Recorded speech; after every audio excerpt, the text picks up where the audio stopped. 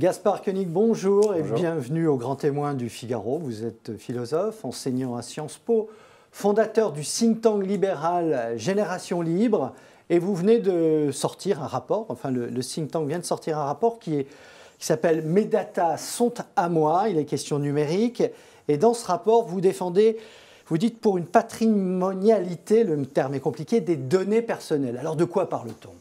Les données personnelles, c'est les données que vous émettez constamment et qui sont agrégées par les différentes plateformes qui vous rendent des services. Vos données de géolocalisation, les sites de e-commerce que vous consultez, vos données de santé, enfin tout ce qui alimente le commerce de la toile. Et aujourd'hui, les plateformes agrègent ces données. Ensuite, elles peuvent, les revendre, y compris et surtout à des agences publicitaires qui ensuite vous reciblent pour vous proposer toutes sortes de produits, voire, c'est un autre débat, orienter vos comportements. Oui.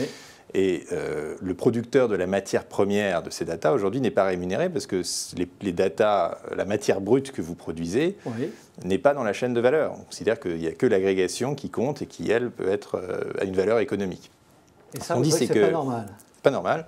Et comme toujours dans les grandes époques de rupture technologique, quelque chose qui manque, qui est le droit de propriété. Et le droit de propriété, c'est toujours quelque chose qui protège l'individu, en fait.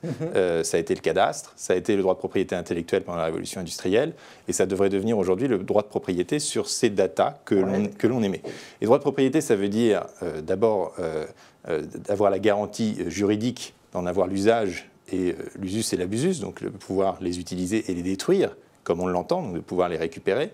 Donc c'est plus protecteur que ce qui existe aujourd'hui sous le concept assez vague d'autodétermination informationnelle, c'est ce qui est poussé par Bruxelles.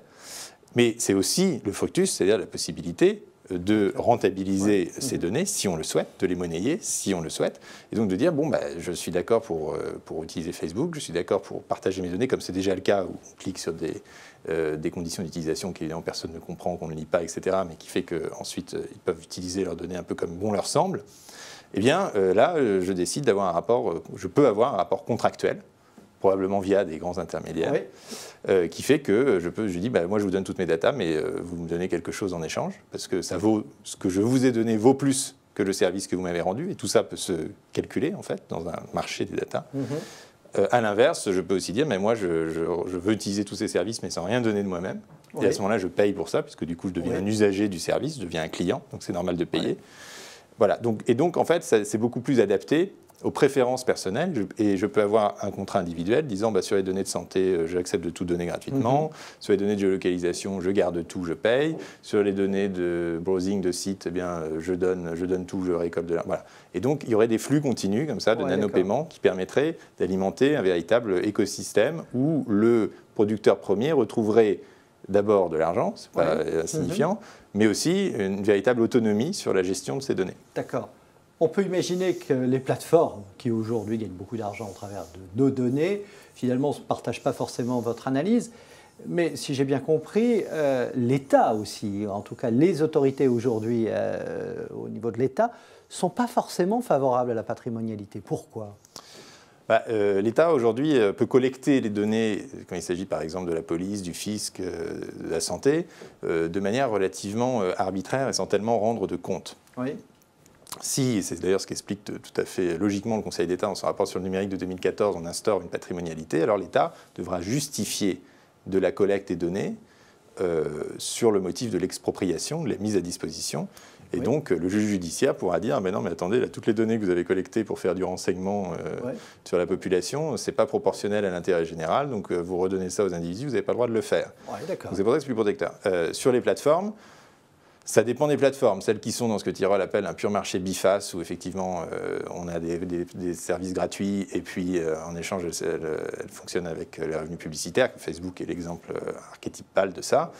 Ça leur pose problème. Mais après, d'autres entreprises comme Microsoft réfléchissent très ouvertement sur le sujet, parce que pour elles, ça pourrait constituer un nouveau business model également intéressant. Donc ce n'est pas du tout quelque chose qui est contre le développement du numérique, c'est quelque chose qui permet à l'individu de s'en réapproprier au sens propre les valeurs. Mais l'État, lui, on est d'accord, ne va pas dans cette direction aujourd'hui et ne se remet pas en question. Aujourd'hui, l'État va pas dans cette direction, et par ailleurs, les autorités de régulation ont toujours cet argument aussi sur la personnalité juridique, consiste à dire les datas sont l'émanation de la personne, or la personne est indisponible, n'est pas objet de commerce, ne peut pas faire l'objet d'une patrimonialité. Donc tout ça, je protège avec des droits fondamentaux, mais on ne laisse pas le commerce, parce que c'est ça, on n'introduit pas le commerce là-dedans. Alors que de facto, il y est, puisque ces données sont déjà revendues. Donc ce que je demande, c'est juste qu'on reconnaisse ça et qu'on en rende une partie. Que deuxièmement, on peut aussi aller encore plus loin dans le raisonnement, ce qui est mon cas, même si alors là ça devient une position beaucoup plus minoritaire, et on n'a pas besoin d'aller jusque-là pour défendre la patrimonialité d'État, mais qui est de dire, en fait, la conclusion logique de la modernité, et la conclusion logique de Locke, c'est que I own myself, je me possède moi-même, et que je dois avoir une patrimonialité de moi sur moi. Mais ça, c'est encore un autre sujet. Est-ce qu'il y a des États, hors de France, hors d'Europe, qui vont dans le sens assez clairement d'une patrimonialité des datas? C'est un sujet qui est très discuté aux États-Unis, notamment sous l'influence de Jaron Lanier, qui est une des figures les plus charismatiques de la Silicon Valley et qui plaide pour ça depuis des années. C'est d'ailleurs en lisant ses textes que j'ai eu cette idée, donc c'est quelque chose qui n'est pas venu nulle part. Et aujourd'hui, Jaron Lanier a republié un rapport qui est beaucoup cité, discuté dans The Economist, dans le Financial Times. Donc c'est vraiment un sujet qui commence à être discuté. Et par ailleurs, il y a de toute façon, comme souvent dans cet univers, des startups qui commencent à le faire avant même que le droit le rende possible. Et donc aux États-Unis, ça se fait déjà pas mal, la monétisation de données personnelles. Et en France, depuis qu'on a publié ce rapport, je reçois constamment des mails de jeunes entrepreneurs qui disent « Ah, ben justement, c'est exactement ce que j'essaye de faire ». Donc on sent bien que c'est quelque chose qui est en train d'être discuté et de toute façon d'advenir. D'accord. Vous êtes libéral, vous défendez la pensée libérale. On parle de data, on est en pleine révolution numérique. Alors de façon un peu générale, est-ce que la révolution numérique est en train de transformer le monde dans lequel on vit aujourd'hui ? Vous diriez que c'est en substance quelque chose de libéral, finalement? Alors, je prendrai en deux temps, à court terme et à long terme. Et en donnant au libéralisme une définition ultra basique qui est de donner du pouvoir à l'individu. Je pense qu'à court terme, c'est exactement ce qui est en train de se passer et que ce n'est pas un hasard si les grands entrepreneurs de la Silicon Valley sont tous libertariens, veulent construire des îles libres en eau internationale, etc. Parce qu'effectivement, ces outils ont décentralisé le pouvoir, ont donné aux gens la possibilité de s'exprimer de manière beaucoup plus libre sur les plateformes, ont donné la possibilité de mieux choisir leur vie, y compris en exerçant des professions de plus en plus autonomes ou indépendantes, finalement d'être dans une relation beaucoup plus contractuelle avec autrui. Ce qu'on appelle l'économie de partage, en fait, c'est du supercapitalisme où tout peut s'échanger à toute vitesse, en maximisant ou sans maximiser. Enfin, en tout cas, c'est vrai que ça donne beaucoup plus de liberté aux individus.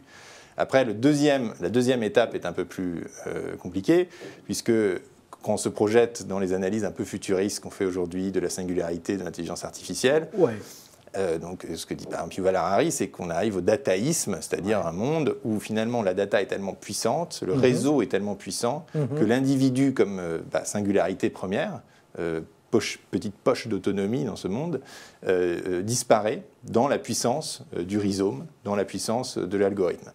Et que finalement, il y avait une start-up qui s'était créée qui pouvait déterminer vos choix mieux que vous-même. C'est-à-dire en connaissant votre histoire, en connaissant votre agenda, en connaissant vos photos de vacances, vous lui demandiez est-ce que je dois aller au restaurant ce soir ou au cinéma, et elle vous disait non, en fonction de tes goûts, de ton agenda et tout ça, je te conseillerais plutôt le restaurant. Et donc on voit bien comment l'idée même de libre arbitre, l'idée de pensée autonome, fondamentale pour le libéral, peut être complètement diluée dans un réseau. Alors on peut même aller plus loin, si les cerveaux sont connectés, qu'on est tous sur une noosphère, qu'on produit de l'intelligence en commun, du coup même l'idée d'avoir une conscience individuelle s'efface. Et donc, par rapport à ça, il faut se demander quel est le but de la société. Est-ce que c'est de produire le maximum d'efficience, le maximum de plaisir ou de bonheur collectif? Et à ce moment-là, allons gaiement dans le monde du réseau, même s'il n'y a plus d'individus, mais il y aura des plaisirs, disons, répartis sur la toile. Ou est-ce qu'on considère qu'on reste, pour être humain, la définition de l'humain, c'est avant tout de pouvoir être isolé, c'est d'avoir une espèce de conscience individuelle, d'avoir une sphère d'autonomie.